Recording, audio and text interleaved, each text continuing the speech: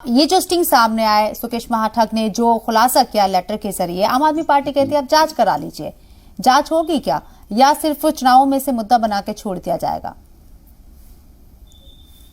आपने देखा होगा कि आम आदमी पार्टी के कई मंत्री और कई उनके एमएलए और कई उनके काउंसिलर्स, उनके कई पदाधिकारी इस समय पे जेल में सजा काट रहे हैं।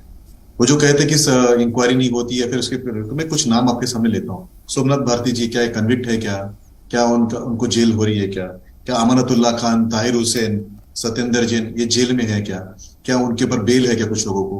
तो आपको पता चलेगा कि जो जेल, बेल और अक्यूज है, ये कोई आम आदमी पार्टी के ऊपर भारतीय जनता पार्टी या आपका स्टूडियो नहीं कर सकता। ये पुलिस करके, एजेंसी करके और कोर्ट में जाते हैं। कोर्ट ने उनको बेल डिनाई किया। तो जब बेल डिनाई होता है तो प्राइमरी फेसिया एक सीधी बात होती है कि कोर्ट को कहीं पे तो बिलीव होता है कि ये आदमी जो है इसमें इन्वॉल्व है, या ये आदमी अच्छी जो इंक्वायरी है उसको इन्फ्लुएंस कर सकता है।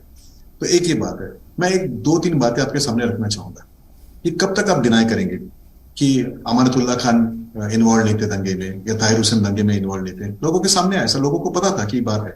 और कितना बुरा लगा कि आईबी के यंग ऑफिसर को वो मार दिया जाता है और उसको डिनाई करते हैं, उसके घर नहीं जाते हैं। तो ये लोगों के सामने आया क्या ये बात? क्या उससे दुख होती है, पीड़ा होती है? कि पीड़ा होती है ना।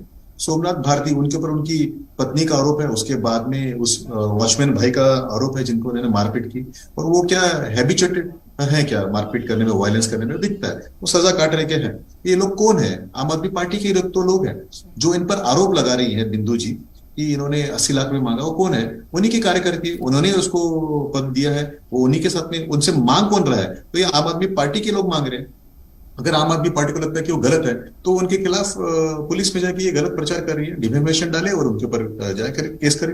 लेकिन जहां तक मुझे लगता है ये सब सामान्य जनता को समझ में आता है। पुलिस एजेंसीज अपना काम कर रही है, कोर्ट भी अच्छा काम कर रही है। कोर्ट ने क्या उनके ऊपर ऑब्जर्वेशन किया? तो यमुना केस के अंदर जब वो झूठ बोले थे तो ये कोर्ट ने कहा कि भाई आप दंड भरिए। एनसीए आप जाके देखिए, एनजीटी ने उन पर केस दंड लगाया क्या? अरविंद केजरीवाल पर दंड लगाया हुआ है। जब उन्होंने कहा कि हम पैसा नहीं दे सकते हैं, तो तब कोर्ट ने उनको वार्न किया था कि सैलरीज क्यों नहीं दे रहे आप दलित भाइयों की। तो ये बातें उनके सामने है। कुछ बातें मैं आपके सामने रखना चाहता हूँ। उन्होंने प्रॉमिस किया था कि वो सभी को घर देंगे, लेकिन एक भी घर आज तक नहीं मिला, 8 साल में नहीं मिला। जबकि भारतीय जनता पार्टी ने 2304 लोगों को घर दिया है और उसके कारण वो खुश है।